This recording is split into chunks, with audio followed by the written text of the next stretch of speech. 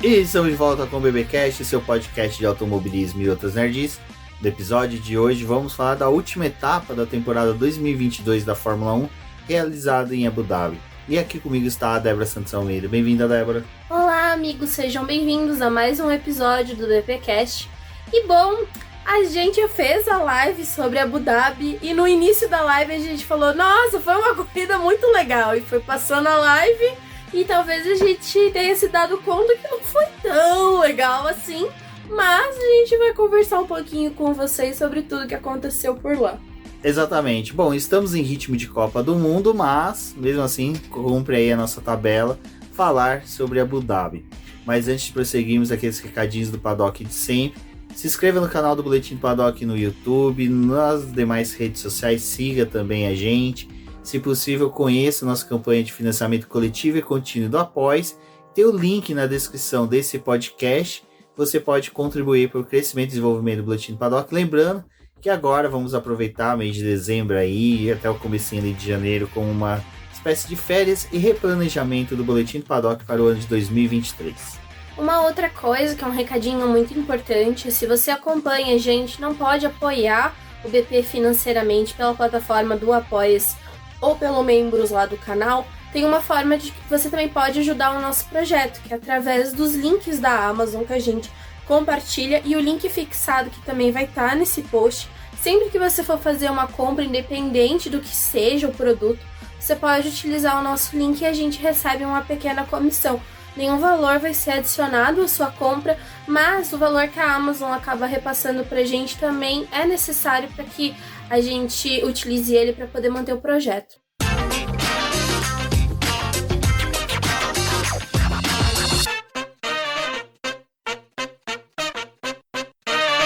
Bom, Débora, já uma coisa que não é relacionada ao GP de Abu Dhabi, mas que foi anunciado ali no final de semana da última etapa da Fórmula 1, foi a criação de uma categoria feminina, né, pela Fórmula 1, que vai ser uma espécie de acesso para a W Series e depois os meninos poderem migrar para uma Fórmula 3 ou uma Fórmula 2, dependendo aí das oportunidades que pintarem. Bom, antes de jogar para você, é muito estranho realmente, ficou a Fórmula 1 falar que ia ter a criação dessa categoria, cogitar a criação dela já depois ali da etapa de Singapura, em que a W Series realizou a atividade dela, né, a etapa dela, já com dificuldades financeiras, mas já anunciando que as etapas dos Estados Unidos e México possivelmente não seriam realizadas, porque não tinha dinheiro para cumprir com a viagem e tudo mais. Então, realmente, o timing da Fórmula 1 para falar da criação dessa categoria foi um pouco ruim. Eu vou até convidar vocês que no próximo dia 5 vai sair um episódio lá no Punta Talks, em que eu fui convidada pela Rafa para a gente poder gravar um episódio e falar sobre esse assunto. É um episódio todo dedicado a falar sobre essa nova categoria. Então eu gostaria que vocês escutassem ele também para poder ter uma ideia do que a gente conversou por lá, porque discutimos vários pontos. Mas é o que o Rubens falou, né? Longe de querer rivalizar as duas categorias, acho que é importante a gente ter categorias femininas ou que pelo menos valorizem a mulher no esporte, mas o grande problema é o que o Rubens está trazendo aqui. A gente falou em alguns outros episódios passados aí, principalmente em Singapura, né? Que a categoria talvez não tivesse como terminar a temporada, de fato não realizaram as etapas do México e dos Estados Unidos. E depois que a W Series começou a falar que estava enfrentando problemas financeiros, já começou um burburinho de que a Fórmula 1 em breve ia lançar uma categoria feminina. Isso aconteceu ali em Abu Dhabi, eles anunciaram todo o esquema dessa próxima categoria. Ela é comparada a uma Fórmula 4, como se fosse uma Fórmula 4 daqui do Brasil, né, por exemplo, e a pilota faria essa temporada ali correndo na Fórmula 4, depois teria a oportunidade de subir para a W Series ou Fórmula 3 da FIA e seguir os degraus até chegar na Fórmula 1. A grande questão é que a gente vê que se a W Series morrer, né, não tem apoio financeiro da Fórmula 1, não vai ser pra lá que as meninas vão. E eu acho que a grande coisa que até o Rubens falou lá no Twitter, né, dele, que era muito interessante a Fórmula 1 pegar uma estrutura que já tinha sido feita ali, da W Series, né? Não que a Fórmula 1 não tenha conhecimento, porque ela tem categorias de base ali por conta da FIA, mas o grande problema em si tá em não ter ajudado a W Series, porque ali na etapa de Singapura, né? As meninas foram para correr nessa etapa, mas foi com o apoio dos promotores do evento que gostariam que a W Series corresse, mas ali já era uma corrida que estava meio em xeque. E foi feito com uma redução de pessoas trabalhando na categoria e a Fórmula 1 não fez nada ali para poder auxiliar. A W Series, aliás, como a gente falou também, por meio de textos e aqui no podcast, ela tava ali correndo com a Fórmula 1, tinha ali a possibilidade de usar os autódromos da Fórmula 1, mas ela tava pagando uma taxa pra Fórmula 1, não era a Fórmula 1 que tava pagando pra ela poder correr com eles. Então tem todo esse desafio, tipo, a Fórmula 1 ela tem uma estrutura muito maior, eu acho que poderiam talvez chegar na W Series, porque ela não tem esse apoio da Fórmula 1 nem da FIA, não é uma categoria FIA, e por ser um negócio, né, ela poderia ajudar a W Series a estruturar a categoria, a falar, olha, vocês precisam cobrar uma taxa das pilotas, porque não tem como vocês terem um subsídio para todas as pilotas, tipo, tem algumas outras formas de gerenciar melhor a sua categoria. E é uma das coisas que a gente também discutiu lá no podcast sobre, é muito bacana você colocar uma categoria de base para poder correr junto com a Fórmula 1, mas a gente sabe que o pico de pessoas no autódromo é quando a Fórmula 1 vai entrar em pista.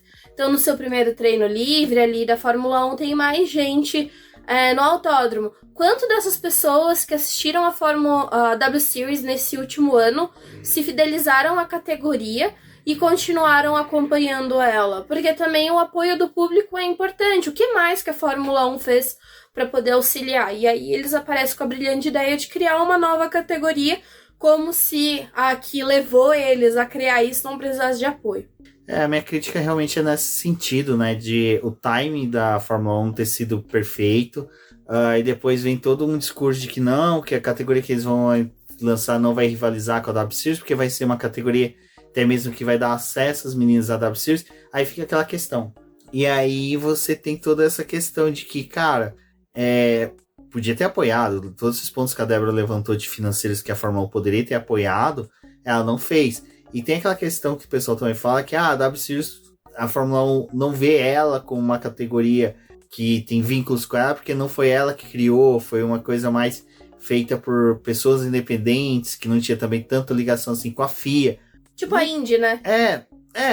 Mais ou menos nesse sentido. Então, assim, cara, dava pra ter feito algo maior, dava pra ter feito algo que dava pra ser bem estruturado pra W Series, se a Fórmula 1 tivesse, tipo, é uma iniciativa bacana, uma iniciativa que reflete alguns valores que a gente quer pregar daqui em diante, e não teve. E até uma coisa que, assim, vou ser sincero, até a Débora falou, por exemplo, as pilotas não têm uma cobrança, não tem nada, elas não têm obrigação nenhuma de levar patrocínio. Eu acho que esse momento muito filantrópico que a W Series quis lançar, de olha, a gente vai trazer as meninas e vamos custear tudo. Chega um momento que não dá certo, você precisa realmente garear fundos. Então, eu acho que não cobrar uma taxa, mas assim, olha, meninas, vocês vão procurar patrocínio, vocês vão ter que trazer também. Vocês, enquanto que não tem etapa, vocês vão atrás, vocês podem fazer. Que nem a Shadow, que é da equipe Williams, da academia Williams de Fórmula 1. Williams, o que você pode fazer pela categoria também? Se tem uma pilota aqui, ajuda a divulgar? Não. Sabe, a menina que também que tá da Aston Martin, esqueci o nome dela. A Jessica Hawkins. Então, é outra. Ela é embaixadora da Jessica Hawkins, não, da Aston Martin. Então, da Aston Martin. Então, a que tá na Alpine também, lá, a Power. A Alice Powell e a... Então, elas poderiam, sabe, não elas, mas, sabe, a W Series utilizar da vinculação delas com essas equipes para falar, qual apoio que vocês podem trazer aqui pra gente, no que vocês podem auxiliar a gente, enfim. Eu acho assim que faltou interesses também tanto da W Series em querer buscar angariar fundos, utilizando a própria categoria, a própria imagem que ela tem, como também a própria Fórmula 1 fala assim, eu tenho essas equipes que têm esses vínculos com essas pilotas que estão na W Series.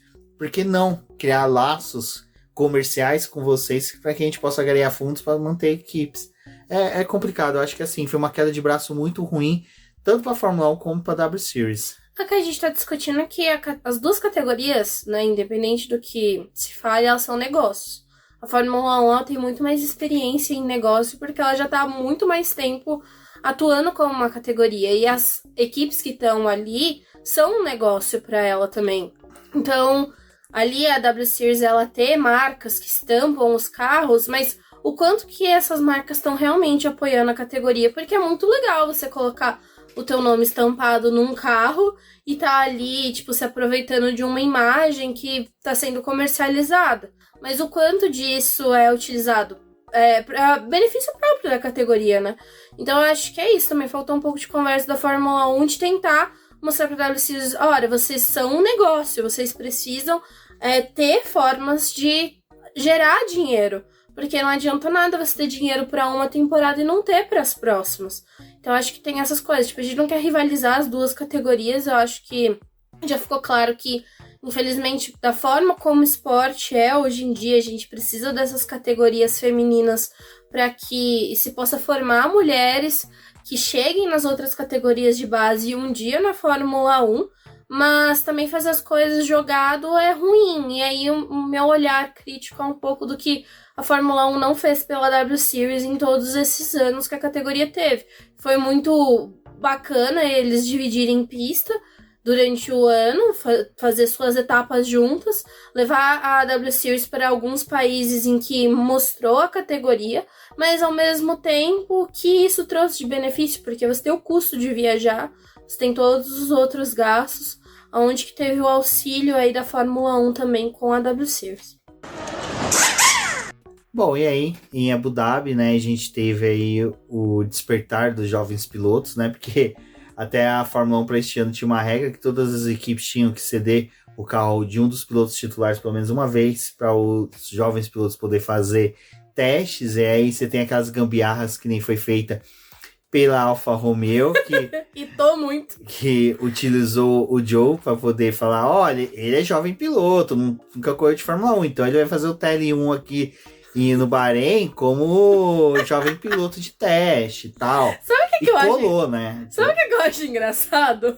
É porque teve um dia que eu tava lendo uma matéria no The Race falando, né, ainda das equipes que faltavam fazer o teste de jovens pilotos.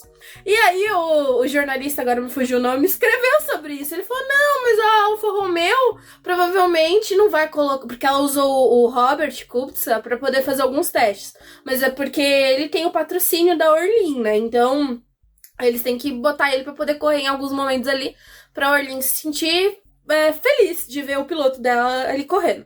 Mas ele cantou esse negócio do Zou. Ai, a Alfa Romeo não vai colocar 2 pilotos jovens, porque ela já usou o Zou. Então o Theo faz um teste aí e fica de boa. Eu falei, gente, olha só que loucura. Então, e aí a gente teve também a McLaren, né, que colocou o Pato Ward, que... Cara, foi aquele momento, vamos ver, né, no que dá, mas também, infelizmente, McLaren com esse carro aqui, podia colocar o Hamilton para fazer teste, não ia ter grande vantagem nenhuma. Ia se sentir triste ainda com o carro dando problema. Exatamente. Mas acho que foi uma boa, né, Débora? Fechar o ano aí com os jovens pilotos fazendo teste, sendo que na terça-feira depois ia ter novamente jovens pilotos na pista. Foi legal, né, encerrar a temporada dessa forma. É uma regra aí que é interessante para você testar jovens pilotos, as equipes utilizarem os pilotos da academia dela. Então, ao longo do ano, a gente já teve alguns colocando aí, mas em Abu Dhabi foi o foco principal, né, de colocar esses pilotos aí para poder fazer o TL1. E é o que você falou, né, na terça-feira a gente teve mais um teste em Abu Dhabi, destinado aos pneus de 2023, e como as equipes tinham a possibilidade de usar os 2 carros, em um deles foi usado para jovens pilotos fazer a avaliação. Uma forma de terminar a temporada, né? Todo mundo quando chega em Abu Dhabi sabe, tanto dos testes de pós-temporada que tem da Fórmula 2 e os testes de pós-temporada que tem da Fórmula 1, mas sim, deu para poder sentir um pouco dos pilotos ali. Em Abu Dhabi é quando eles forçam um pouquinho mais os carros, então teve uma certa liberdade ali de usar os pneus macios e médios para poder fazer algumas avaliações. Não foi como no início do ano, quando os pilotos iam pra pista, tipo, com pneu duro, e aí você não vê absolutamente nada, porque usa pneu duro, desliga DRS, faz um monte de coisa, e os pilotos só estão ali pra poder cumprir uma regra. Mas um ponto legal que aconteceu esse ano na Fórmula 1 desses testes é que é algo que reverteu até pra Fórmula E. Então, ano que vem, a Fórmula E também vai ter que, em 2 momentos da temporada, disponibilizar os seus carros, todas as equipes, para que pilotos façam a avaliação dos carros. Então, são pilotos que não correram na Fórmula E, que são jovens e que podem fazer os testes na categoria. Então, foi algo legal que testaram na Fórmula 1, deu certo, e colocaram na Fórmula E pro próximo ano. Exato, é bom que dá oportunidade, né? E também faz com que os pilotos que estão na Fórmula 2, Fórmula 3, tenham a possibilidade aí de conduzir carros da Fórmula E e também despertar. E quem sabe, né, perdeu o preconceito que nem o Pocher teve com a Fórmula E e acabou aí ficando sem assento. E agora tá o cão arrependido, implorando um lugarzinho pra correr na Fórmula 2 de novo. Olha e só. haja cão arrependido voltando, né? Nossa. Bom, e ainda dos testes de jovens pilotos, eu acho que foi legal que a gente começou a ouvir as chaves, né, da masmorra ali do Piastri sendo mexidas pela Alpine, mas só que ele não chegou a testar nesse, mas pelo menos ele já começou a ser visto, né, fora da masmorra, rumo a Abu Dhabi para fazer o teste na terça-feira. Foi tremendo a chavinha aos pouquinhos ali, né? Acho que a gente pode aproveitar só comentar um pouco dos testes de terça-feira agora, né, porque não teve muita surpresa, foi só... É que só foi um dia, né, de teste, aquele teste, tipo... Que o Hamilton ficou puto. O Hamilton ficou pistola. Foi muito legal, porque teve... Em Abu Dhabi voltaram com o caminhão, né? Em São Paulo levaram os carros, em Abu Dhabi foi o caminhão. Aí botaram eles lá no caminhão, aí conversando com ele, né? Aí o Hamilton, tô um pouco arrependido de ter falado que ia ficar aqui até terça-feira. Não queria, né? Vou ter que guiar o W13 mais uma vez. Não gostou muito. O Hamilton, pra quem acompanha ele, sabe que ele não gosta de fazer esses testes de pós-temporada. Acho que se ele pudesse, talvez não fazia o de pré-temporada também. Mas é porque ali ele precisa ver o carro, né? Pro restante da temporada. Mas ele não é o piloto que gosta de fazer teste de pneu, essas coisas. Ele não é muito afim, não. Exato. Bom. E um ponto de Abu Dhabi terça-feira, né? É que a Ferrari não faz nada o ano inteiro, mas liderou o teste em Abu Dhabi com os 3 carros. Os 3 melhores tempos foram de Carlos Sainz, Charles Leclerc e Robert Schwartzman. Olha, 3 carros da Ferrari no top. E coitado de Schwartzman, né? O moleque tá ali, não sabe mais se continua na Ferrari, se vai, se fica. Olha pro Giovinazzi e fala, tá lascado. Exato. Bom, mas aí na sexta-feira, já no treino livre, né, a gente teve a Mercedes fazendo boas atividades, mas ali ainda pintando Red Bull, Mercedes e Ferrari emboladas entre eles. Bom, final de temporada é aquela coisa, né? Vamos colocar o motor para desenvolver no máximo. Última corrida, não tem punição se trocar de motor para a próxima etapa, então dava para eles poder exigir ali bastante, mas... As trocas que tinha que ser feitas já tinha sido feito nos Estados Unidos e México. Não, e outra coisa, né? Por mais que seja, a Mercedes vinha com aquela esperança do dobradinho que teve no Brasil. Ferrari tinha expectativa de fazer um bom trabalho para ajudar o Leclerc ao título.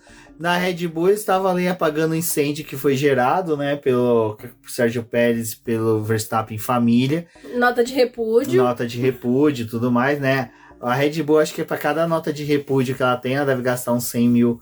E isso entra no orçamento e vai ser a quebra do orçamento desse ano e vai ser a justificativa dela para o ano que vem. Olha, quebramos porque tivemos que fazer várias artes de repúdio em 2022. É marketing, entra no marketing. Entra no marketing. Então, né, a Red Bull veio nessa situação aí ruim do GP do Brasil, que teve ali o Pérez pedindo para trocar posição com o Verstappen deu uma de sonso, não quis. Aí depois a Red Bull veio com uma nota falando, não, mas a gente entende o Verstappen, né, não tinha sido bem acordado o negócio aqui, então a gente entende o posicionamento dele, mas eles vão trabalhar juntos em Abu Dhabi para conseguir um bom resultado pro Pérez e depois a gente comenta, né, o que aconteceu na corrida. Mas, é nota de repúdio que não tem sentido algum, assim, tipo... Essa nota, Pérez e Verstappen, era melhor ter ficado calado. Porque eles já tinham passado a semana falando sobre isso. Aí tinha a quinta-feira com as entrevistas dos pilotos, tipo, isso foi totalmente desnecessário. Bom, e último final de semana de Vettel na Fórmula 1, né? Podemos dizer que Abu Dhabi é uma pista que ele também se dá muito bem, né? Apesar de ser uma pista chata, mas Vettel conseguiu levar o carro dele ao Q3, o que foi muito bacana, porque a gente tinha uma expectativa boa para ele para esse final de semana, aquela torcida mesmo para que ele fizesse uma excelente corrida de despedida, não acontecesse como foi com o Kimi, que acabou abandonando ano passado. Kimi e o Antônio. Então, despedidas pífias, né? Mas Vettel conseguiu levar o carro ao Q3, já indicando que pelo menos nos pontos ele poderia chegar no domingo. E antes de passar para Débora, ainda tivemos no sábado, né, a pole, né, de Max Verstappen, que superou tanto a Ferrari como a Mercedes, que estavam se mostrando bem na pista, nos testes, mas na hora do vamos ver, Verstappen realmente brilhou como brilhou o ano inteiro. A gente teve uma boa classificação do Vettel, né? Acho que foi uma surpresa, de certa forma, porque o carro da Aston Martin ele é muito instável, então nem sempre eles conseguem fazer uma boa classificação, mas ele ter levado o carro até o Q3 foi algo bem legal. E ter esse reconhecimento de, tipo, encerrar a temporada bem, até porque ao longo do ano ele teve classificações em que ele faltava xingar o Aston Martin, porque eles ficavam presos logo no Q1 e não conseguiam avançar no pelotão, né? Depois foi até legal, porque no domingo existe um consenso ali do pessoal de... Já que eles estavam largando no meio do bolo, o Vettel tava ali pra ninguém encostar no Vettel, pra ninguém deixar que o Vettel abandonasse ali por conta de uma largada ruim. Então teve esse papo aí entre os pilotos pra poder tentar poupar o Vettel na última corrida que ele tava fazendo. Mas uma classificação muito grande da Red Bull, né? O Verstappen fez aí a pole. Tinha uma mistura ali de uma Mercedes que estava se mostrando melhor ao longo do fim de semana do que a própria Ferrari. A Ferrari tinha ali seus brilhos em algumas voltas de classificação, mas estava consumindo muito rápido o pneu. Tinha os problemas também da questão da própria corrida, que várias vezes eles falaram no rádio: nosso ritmo de corrida não tá bom, então era uma preocupação. Mas acho que o que chamou também a atenção depois do encerramento da classificação foi os parzinhos que formou, né? Porque ficou o Pérez, o Verstappen e o Pérez, o Leclerc e o Sainz, e o Hamilton e o Russell, tipo, combinadinhos ali nas primeiras posições do grid. Bom, e no domingo de corrida, né, começa-se ali preparar tudo para finalizar a temporada. Tivemos ainda algumas homenagens a Sebastian Vettel, né? Teve aquele corredor em que os pilotos bateu palma para ele, cumprimentou, foi muito bacana. Acho que o legal desse corredor foi que todo mundo passou, aplaudiu o Vettel, aí no Hamilton ele deu um abraço no Hamilton, né? Que até na coletiva eles falaram, né, de como os dois ficaram tão próximos, né, principalmente... Foi por causa de uma batida dos dois que eles ficaram mais próximos ainda. E tem o lance de que o Hamilton acha que o Vettel ainda pode voltar.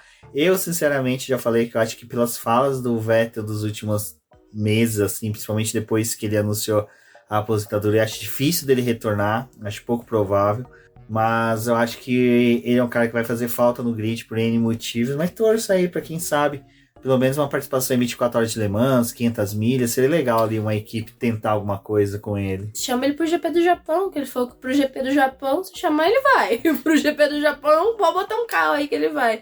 Mas...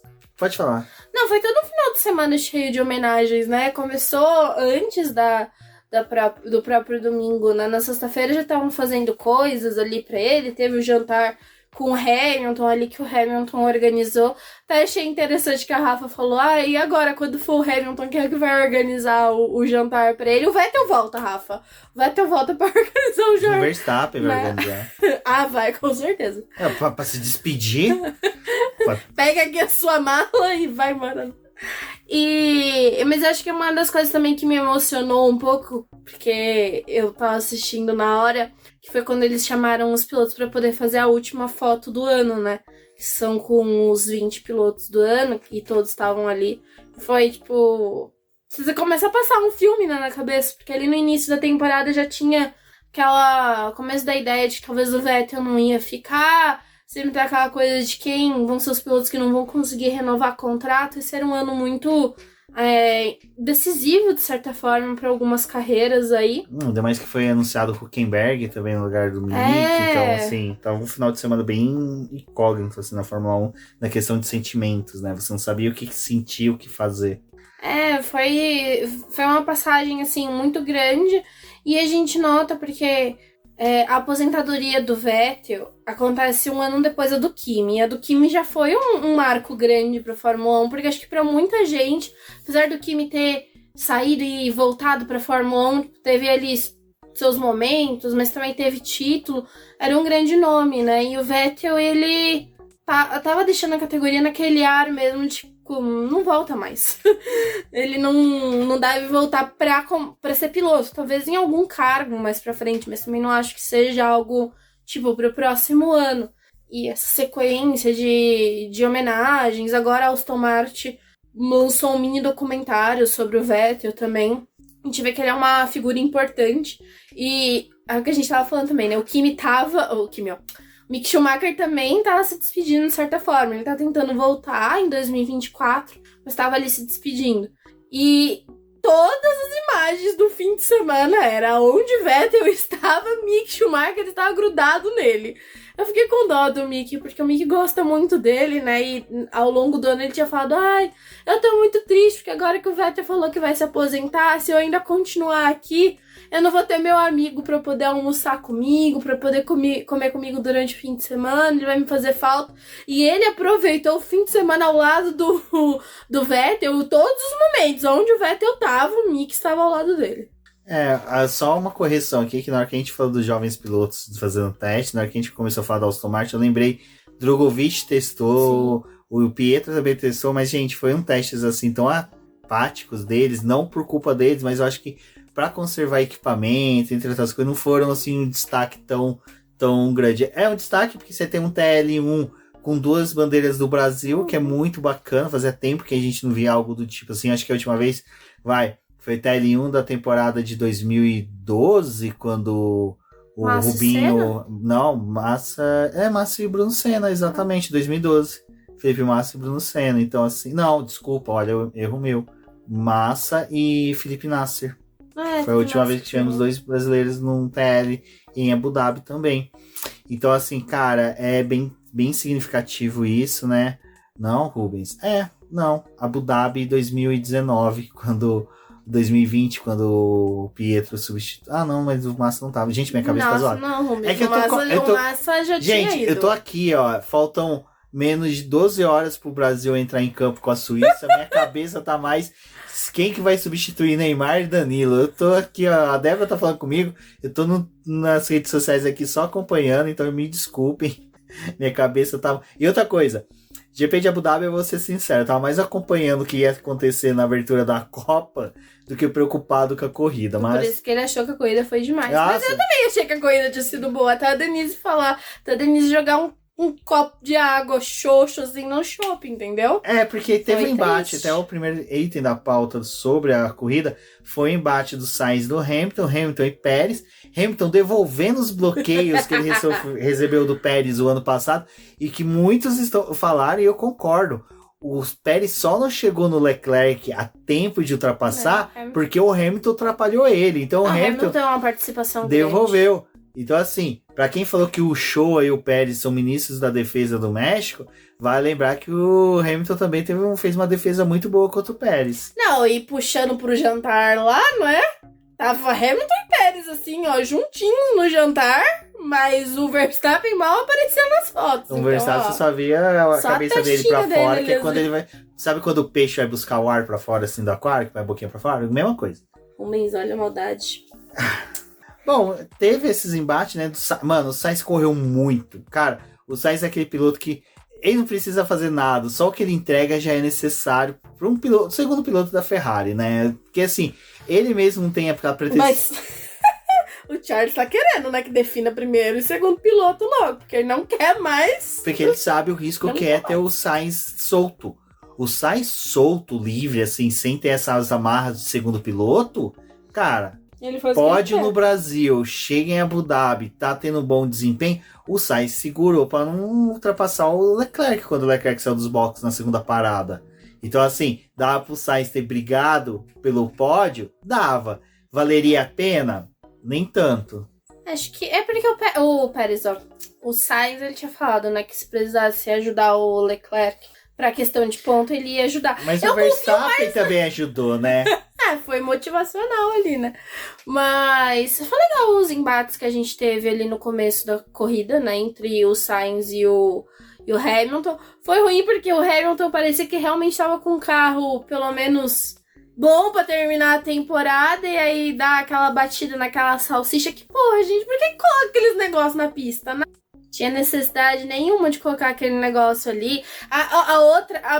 Olha, a genialidade da pessoa que fez aquele circuito também, olha. É o motivo. Teve mais uma, né? Que a zebra, aquela zebra em formato de canaleta de água. Aí o pessoal, mas pra quê, né? Pra chuva. Gente, se chover em Abu Dhabi do jeito que eles estavam querendo, com aquela canaleta ali, é melhor, ó, os Emirados Árabes está todo na água. Já não é mais um deserto, não é mesmo? A Amazônia cresceu ali naquele lugar. Não, Não entendi. Cara, assim, a gente tá vendo a cobra. A gente tá vendo a Copa. Cobra fumando. Né? Tá vendo a Copa do Catar agora. A gente tá vendo todo mundo falando, não, é que eles querem se abrir pro mundo, que eles querem isso.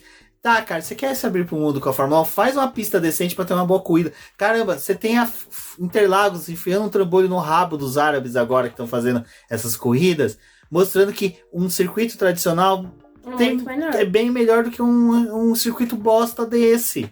E Abu Dhabi passou pelas transformações, no ano passado eles... Só transforma pra pior. Eles tiveram as mudanças ali na pista para poder tentar tornar ela um pouco mais veloz, para poder criar algumas zonas de ultrapassagem. Teve ultrapassagem esse ano. Quer tornar ela veloz? Já pega aquele lugar que o Hamilton cortou ali. Você falou daquele salsichão. Vai lembrar que o ano passado o Hamilton cortou ali na hora que o Verstappen jogou ele para fora na largada. Então, assim, o Hamilton já mostrou que aquilo ali tem que ser reto. Não tem que ter mais aquilo ali. Tira aquela curva, faz a pista reta ali. Pronto. Faz uma curva rápida, uma reta curva, como diria o Galvão.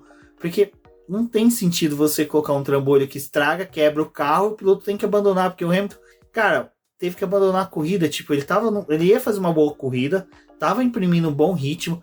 Teve esse incidente, o carro perdeu o ritmo, voltou a ganhar. Que foi o momento em que ele fez as defesas, teve um embate com o Sainz, depois fez as defesas contra o Pérez.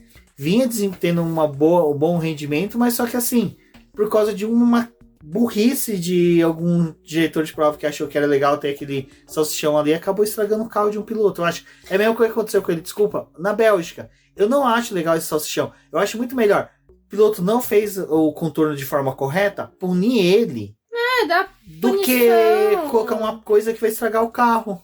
Eu acho que essas barreiras físicas, assim, se é uma barreira física em questão de segurança, que vai, se o piloto escapar, você vai ter um adicional de ele não ter um grave acidente, é uma coisa, mas aquilo ali é muito mais perigoso do que não ter e você, sei lá, aplicar uma punição, pedir pra devolver posição depois.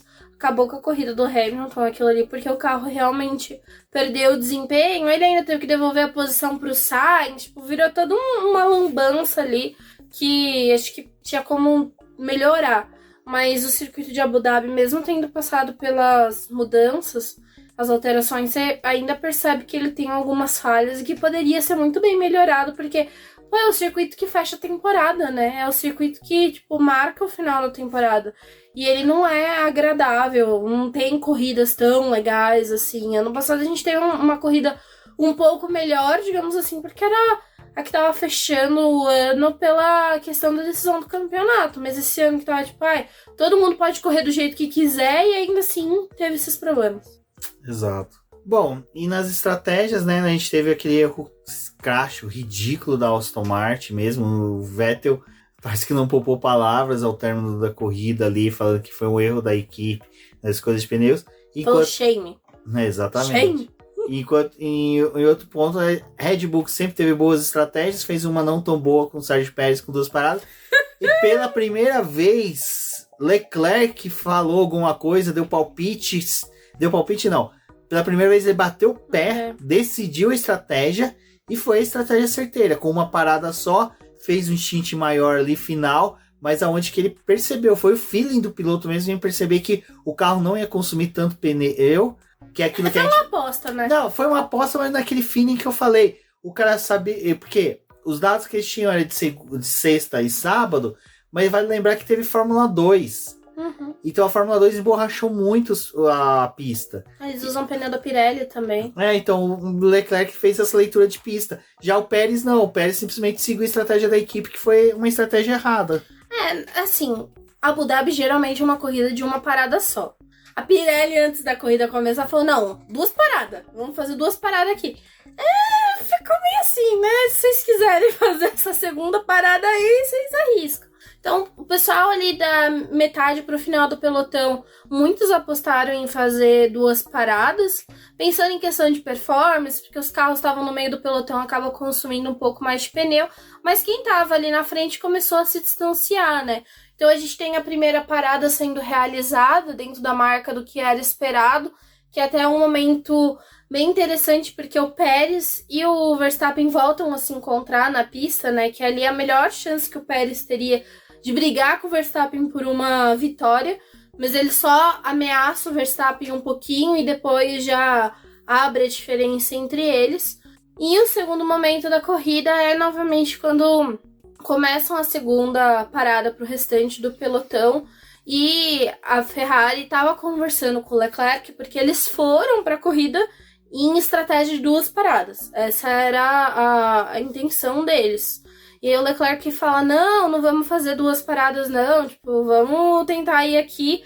Já que o Pérez parou, a gente fica na pista e vê o que acontece. Poderia ter um safety car pro final e o Leclerc ficar vendido, ou talvez tivesse um safety car mais pro final da corrida e ele tivesse a chance de fazer. E quase tivemos um safety car novamente causado pelo Latifi. E Verstappen, e Schumacher, né? Então, poderia ter sido ali um momento também que, se tiver um safety car, a gente faz uma parada e aproveita para poder ter pneus melhores do que o Pérez já teria a segunda parada. E ficaram ali para poder correr o risco. Depois, foi até engraçado, né? Porque a Ferrari falou, não, mas tava tudo programado. Esse blefe nosso aí já estava programado. A Ferrari sempre tenta tirar o mérito do Leclerc, né? Não, isso daí foi uma medida desesperada do Binotto, que tava já vendo o cargo dele ser... Tá sabe, a carta ali de demissão sendo enviada, então ele já, estratégia mirabolante, sabe, aí foi minha, porque justamente o Rueda ali, fui eu. Foi eu, cacete, né? E teve o papel, né, como a gente falou, do Hamilton atrapalhar o Pérez aí, porque deu uma atrasada no Pérez e ele tinha 8 segundos quase pra poder tirar pro Leclerc, né? Então o Leclerc... Terminou, acho que a diferença de 2 segundos, foi pouca coisa que eles ficaram separados. Não, foi menos, acho que foi 1.7. Não, acho que o Pérez até já tava chegando perto da zona de DRS. Agora eu não me lembro, gente, desculpa. Que chegou uma hora ali, faltando umas 2 voltas, que o Pérez tirou o pé. Ele não... meio que desistiu. Não... porque eles sabiam naquele embate ali que o Pérez poderia chegar no Leclerc, mas ia ser na última ou na penúltima ou na última volta. E aí já não tinha muito o que fazer, porque ele ia chegar. Fazer ultrapassagem, chegar uma coisa, ultrapassar é outra, então não deu, né? O Leclerc terminando no segundo lugar ficou decidido como o vice-campeão do ano. Aquele vice-campeão xoxo, porque ele lutou pelo segundo lugar. Capenga, manco, ele lutou pelo segundo lugar, porque pelo primeiro lugar ele e a Ferrari fizeram o favor de não lutar pelo campeonato desse ano. Conseguiram, assim, num esforço muito forte. Vale lembrar que tinha possível embate da Mercedes tentar o vice de construtores, mas Hamilton abandonando, o Russell ainda em ritmo de festa após o GP do Brasil não conseguiu fazer um bom desempenho. Vai lembrar que também a Mercedes é aquela coisa, né? Tem pista que faz muito bem, tem pista que não vai. Eu até gostei do meme, eu acho que foi do fanático da F1 que fez aquela brincadeirinha do que é o cachorro sem o meu caixinha não consigo. Era o W13 sem Interlagos não consigo ser competitivo. É a mesma coisa, o W13 encaixou perfeito em Interlagos, mas em outras pistas não foi. Só que a Mercedes botou uma plaquinha, a Mercedes tem plaquinhas pros títulos. Sim. E ela botou uma pela vitória nos Interlagos. É porque se você parar pra pensar, é muito significativo a vitória do Russell pela Mercedes, porque assim, é do primeiro piloto de academia de pilotos dele. É o primeiro piloto da dessa nova fase da Mercedes na Fórmula 1. E olha que é praticamente 14, quase 13 anos depois da sua chegada, que ela tem um piloto formado por ela ganhando, né? Porque o Hamilton já tinha vitória. E o Schumacher, o Rosberg teve. Mas o Rosberg, eu acho que a Mercedes tem aquele ranço dele, pela forma que ele saiu. Não por ele ter saído, mas pela forma que ele saiu. Porque ele vai lembrar que ele saiu, a Mercedes quis manter ele, mas ele começou a exigir status superior até do que do Hamilton. Ganhar mais que o Hamilton, ter mais privilégios que o Hamilton dentro da Mercedes. Aí a Mercedes falou, o cara tá ganhando título e você tá fazendo, você é youtuber. Então... E o Schumacher, ele tinha patrocínio da Mercedes, mas não é o mesmo vínculo que teve com o Russell, né? O vínculo com o Schumacher é diferente. Até vale citar esse vínculo do Schumacher, que é um dos motivos que teve várias fases do Toto Wolff falando bem do Mick. Eu acredito que por causa deles terem... Eu tô tentando lembrar... Visser? Frederic Visser da Ferrari. Não, desculpa. O piloto de testes da Mercedes. Frederic Vest. O Vest. Eu acho que por causa do Vest ter que fazer esses testes agora em Abu Dhabi e também ter agora pré-temporada tudo, eles não anunciaram o Mick Schumacher. Eu acho que eles devem anunciar porque é interessante até para a equipe ter esse piloto ali orbitando com eles, já que eles perderam os dois, né? O Van Dorn e o De Vries. Então, acho que deve vir, mas só para emendar aí, eu acho que foi uma boa colocação. Bom, mas outro piloto que teve despedida aí, e isso foi muito legal, que o Alonso se despediu da Alpine, não fazendo uma homenagem ao Alpine, mas fazendo uma homenagem ao Vettel. Eu achei muito legal um paralelo, que eu não lembro quem foi o twitteiro que falou isso. Falou, gente, o Alonso ganhou 2 títulos pela Renault, as vitórias dele, boa parte foi pela Renault. Ele está se despedindo da equipe, não com a equipe, mas pelo Vettel. E aí, mas ele acabou abandonando, mas a posição do Ocon à frente das duas McLaren fez com que a pontuasse mais e conseguisse a 4ª colocação do campeonato. A Alpine já tinha ponto, né, suficiente para ficar na frente. Mas meu sonho ainda, eu sonhava com uma dobradinha da McLaren. Uma coisa, né? Não ia ter essa possibilidade mesmo, não. Mas eu acho que o legal é... Ano que vem o Piastri vai destruir o Norris e nós seremos P3. Perfeito. Mas eu acho que o legal da questão do capacete, né, que ano passado foi muito bonitinho o Antônio correndo com o capacete do Mickey lá. Do Mickey não, do Raikkonen. Gente, tá, os nomes hoje tá difícil. Correndo com o capacete do Raikkonen. Mas fala a escalação, por exemplo, da seleção brasileira. A gente sabe os nomes. Sabe agora. Da Sérvia. De outro país que tem uns nomes lá. O Arábia Saudita a gente sabe, mas... Não. Agora já tá difícil já. Agora já tá difícil. O Antônio usou o capacete do Raikkonen ano passado, né? E ficou lá mostrando o capacetinho, não sei o quê. Aí, esse ano, tem 2 coisas pra falar sobre o capacete. Essa foi do Alonso usando o capacete lá em homenagem ao Vettel, que é muito legal, porque o Alonso, quem não se lembra, porque eu sou a fã do Vettel amargurado. Aquela pessoa que... não, porque o Vettel nunca foi o cara que me desafiou em pista. Sempre arrumava uma desculpa pra poder falar mal dos títulos do Vettel e da forma como o Vettel conquistou os títulos. Sempre dando aquelas alfinetadas, né? Aí depois volta e fala do Hamilton, Alonso desse jeito. Mas foi legal ele reconhecer, tipo, a grandiosidade do Vettel antes de sair aí da categoria. E outra coisa que virou pauta essa semaninha aí, que foi os pilotos em Abu Dhabi, eles costumam levar capacetes a mais na bagagem para poder trocar com os coleguinhas. E nisso, começaram a tirar foto, né? Porque sempre que eles trocam o capacetinho, tira foto lá, porque trocou o capacete. E aí ficaram conhecendo os cabeções do grid, né? Que foi o Russell, que o Russell foi muito engraçado. Ele capacetinho grande lá, isso aqui, cabeça muito grande, usa o capacete XG. E todo mundo falava que o Norris era o cabeção do grid.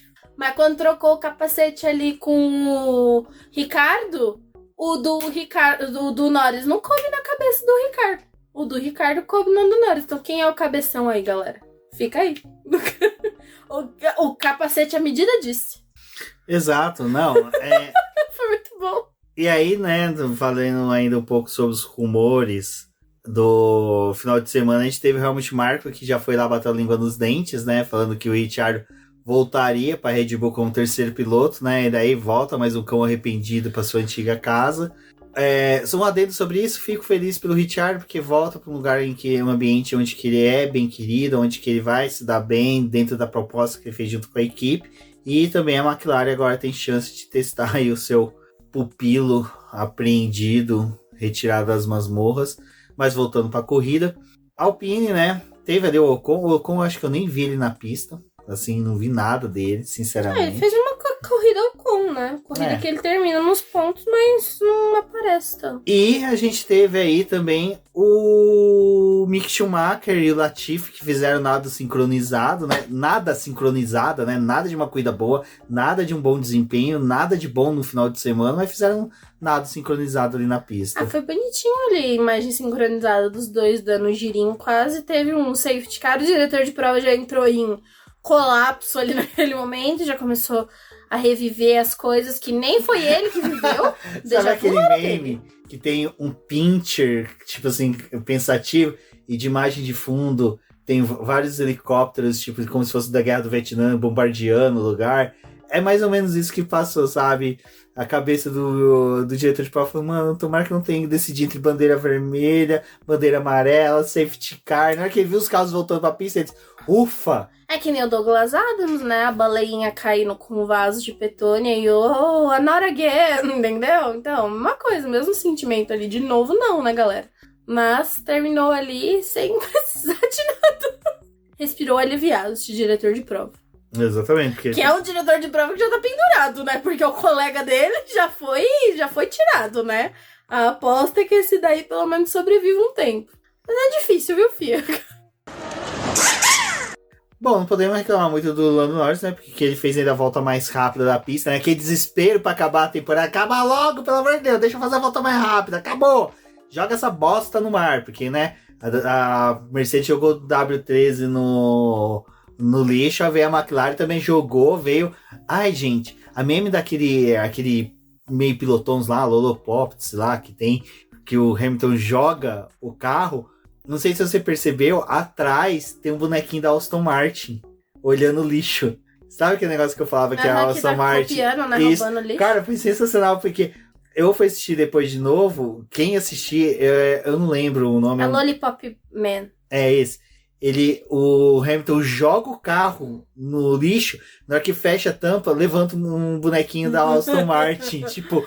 Ano que vem a gente tem que ver o que vai ser feito, mas o né? certo era a Aston Martin roubar da Red Bull, já que esse carro virou uma cópia da Red Bull, né? Mas acho que os lixos não são tão próximos, né? O da Mercedes que a Aston Martin. Não, mas a Red Bull, a Aston Martin e Mercedes são bem próximos ali na Inglaterra. Eu acho que a Red Bull e a Aston Martin são ainda mais próximas. São mais próximas? Então, não sei, minha geografia ficou um pouco perdida aí. A geografia da Inglaterra, assim, eu conheço mais porque eu já, uma vez brincando essas coisas, sabe aquelas coisas do delírio? Vou ganhar na Mega da Virada, vou fazer um tour pela Inglaterra atrás das fábricas, dos museus, então eu peguei e coloquei assim no Google Maps, que como seria... Vai fazer bem na época de férias de verão, né, que tá tudo fechado. Não, não seria tão burro a esse ponto, né? Seria, mas nem tanto. É que se ganhar próximo pode ser que cometa esse erro. Né? Não saberemos. Bom, e ainda... Você vai comentar algo sobre? Não? Ainda bem. Não, é que eu acho que, assim... Quem se deu mal esse ano tem a chance de copiar o projeto de quem se deu bem esse ano, pra pelo menos ter uma chance de disputar alguma coisa. Mas vem, até né? onde copiar, você tem o problema do orçamento, né? Não, a cópia, se a cópia aconteceu, ela aconteceu ao longo do ano. Exato. Por isso que eu falo, a Aston Martin copiou mais o carro da... A própria McLaren copiou o carro da Red Bull naquela entrada diária do Side Sport, em que ela copia que o da Red Bull tem um tipo de uma pranchinha mais sequência assim mais na frente. A Red Bull copiou, quer dizer, a McLaren copiou. Também quem quer copiar o W13, né? Vai copiar o pior carro do grid, porque aquele carro é o pior. A Mercedes estava tentando copiar alguém e também não tinha o que copiar, né, ali, então... Eu não acho que a Mercedes quis copiar alguém. Eu acho que a Mercedes realmente... Ao longo do ano também com esse carro, né? A Mercedes é o que realmente vai jogar no lixo e fazer outro, né? E ainda assim o Toto Wolff falou, tem muita coisa pra gente aproveitar do W3. Aproveitar motor, o quê, né? Toto Wolff? Motor. Aproveitar o quê? Mas olha assim, a Mercedes, se fosse a Mercedes, estourava o orçamento, fazia e falava, e aí, vai punir o quê? dar tapa na cara do pessoal da FIA lá, que não puniu a Red Bull como deveria. Bom, e na despedida do Vettel, no final, né, de diversas homenagens, acho que a que ficou mais bonitinha foi os fãs demonstrando todo o amor a ele, que pela primeira vez com uma votação muito expressiva, diga-se de passagem, alguns pilotos que perderam a votação tá pedindo aí a recontagem, né, mas perdeu, mas, né, o que vale é o Vettel, que ganhou o piloto do dia, e ainda ali na hora que dá volta de retorno ali para ele fazer os zerinhos, na tela do display do volante dele apareceu ele comemorando o pódio que ele teve pela Aston Martin, o pódio válido, né, em Singapura do ano passado, porque o da Hungria, diga-se de passagem, foi uma filha da putagem. Singapura não, Azerbaijão. É pista de rua num país exótico. Singapura nem teve em 2021. Não importa. Não importa a minha convicção que foi em Singapura. Mas foi um final Singapura bem legal. tá na Copa? Azerbaijão tá na Copa? Então, tá certo eu errar a geografia deles. Tudo errado. O pessoal nem vai escutar o programa desse jeito. Já reclamaram uma vez que a gente não sabe falar o nome dos outros, né? Agora fica Eu queria que a gente soubesse falar o nome de piloto da Fórmula E, pelo amor de Deus, né? Vocês calma, né? Então... Mas acho que foi legal essa despedida do Vettel. Apesar que foi tudo cheio de muitos protocolos, né? Porque nem Abu Dhabi não dá pra fazer as coisas do jeito que todo mundo quer, né? A árabe gosta de um protocolo de comportamento, Ai, gente, né? muito protocolo. Ai, não, os 3 primeiros chegam e fazem o zerinho. Aí depois o Vettel chega, faz o zerinho, alinha o carro aqui. Aí o Mick fala, não, você não pode fazer. Não é pra você ficar rodopiando o carro por aí, porque não temos autorização. Eu poderia ter feito as coisas um pouquinho mais bonito, né? E ainda no final das contas, não teve os outros 2 velhos pra poder girar lá com o Vettel, né? Pra pelo menos quebrar o protocolo. Porque o Alonso abandonou a corrida, o Hamilton abandonou a corrida. Eu estava pedindo nas redes sociais para que, por favor, dessem um jeito de arrumar o carro deles.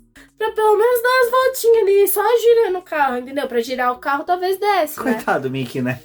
Não, e o Mickey... Não, e o Mickey ainda fala que ama a equipe. Mickey, deixa pra lá. Deixa pra lá essa equipe, ó. Arrasa e esquece.